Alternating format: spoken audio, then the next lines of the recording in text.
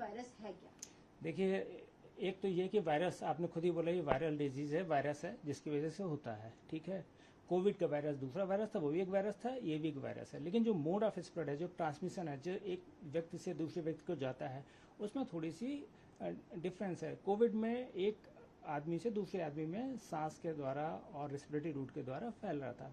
ये मेनली जो रोडेंट्स हैं, जैसे चूहे हैं और दूसरे रोडेंट्स हैं, उनका जो यूरिन है, फीसेज है, या उनके ड्रॉपिंग्स हैं, उस चीज़ से ये फैलता है। तो इसका जो ट्रांसमिशन है थोड़ा सा डिफरेंट है।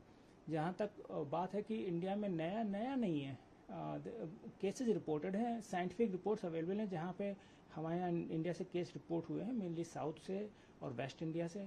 और जब उन्होंने एक रिपोर्ट ऐसी भी है कि जो हेल्दी ब्लड डोनर्स हैं, जो ब्लड देने जाते हैं, तो उसमें कई बार टेस्ट होता है, क्योंकि उनका आप कुछ भी टेस्ट कर सकते हो। तो जब उनमें टेस्ट किया गया तो उसमें कुछ परसेंट पॉपुलेशन में, करीब 6% पॉपुलेशन में ये इसकी एंटीबॉडीज मिली हैं। इसका मतलब इन्फेक्शन है। आपको इट्स नथिंग न्यू, कोई नया वायरस नहीं, इंडिया में रिपोर्टेड है ये केस।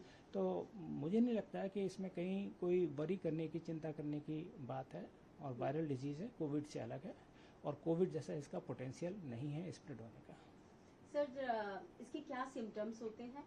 और दूसरा सवाल ये है कि दो जो हैं इंडियंस जो हैं वो क्रूज में थे, जो कि इसके एक्सपोज में आए हैं, तो ऐसे में क्या कुछ खतरा है?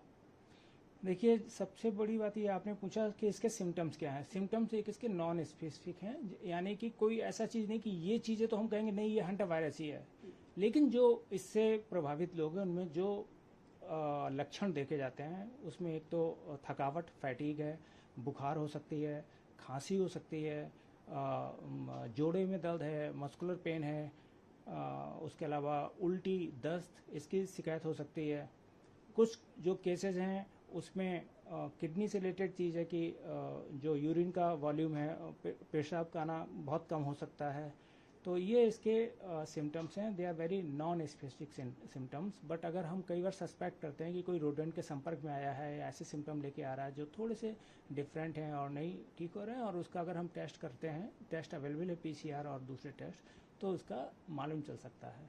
जहाँ तक आपने 2 क्रू मेंबर्स की बात की है, अगर 2 क्रू मेंबर्स उस शिप में थे, अब वो उनके संपर्क में आए हैं, उनको हो सकता है कि इन्फेक्शन हुआ हो सकता है नहीं हुआ हो, जब वो जांच का विषय है। और ब्लड टेस्ट, और या तो उनको सिम्टम्स हो या ब्लड टेस्ट करें, तब हमें मालूम चलेगा। लेकिन ये कहना कि भारत के लिए कोई थ्रेट है या इसका पैंडेमिक पोटेंशियल है, वो बिल्कुल सही बात नहीं है। क्योंकि अगर हमें मालूम है कि ये लोग इसके संपर्क में आए हुए हैं, तो उनको जो भी इंक्यूबेशन पीरियड है उसके डबल टाइम तक अलग रख के हम देख सकते हैं। और ये कोई नया वायरस नहीं है, भारत में पहले से भी इसके कुछ केसेस, बहुत कम केसेस हैं लेकिन रिपोर्टेड केसेस हैं। सर, अगर हम बात करें खासतौर पर कि एपिडेमिक हो सकता है या फिर इससे किसी तरह का पेंडेमिक हो सकता है, क्या कहेंगे आप? नहीं, मुझे नहीं लगता वैसी कोई संभावना अभी तक है कि ऐसा होगा। इवन जो हेल्दी लोग हैं, साउथ में एक स्टडी है, वहाँ पे एंटीबॉडीज मिली है, तो कुछ लोग इसके एक्सपोज हो रखे हैं। और इसका जो मोड ऑफ ट्रांसमिशन है और जिस तरीके से हो रहा है, तो उस तरीके से अगर आप पैंडेमिक पोटेंशियल कहें तो बहुत ही कम संभावना है, या एपिडेमिक पोटेंशियल की, या ऐसी कोई चीज़ की जिसमें हम पब्लिक हेल्थ इमरजेंसी और उसकी बात करें, मुझे नहीं लगता ऐसी कोई संभावना है।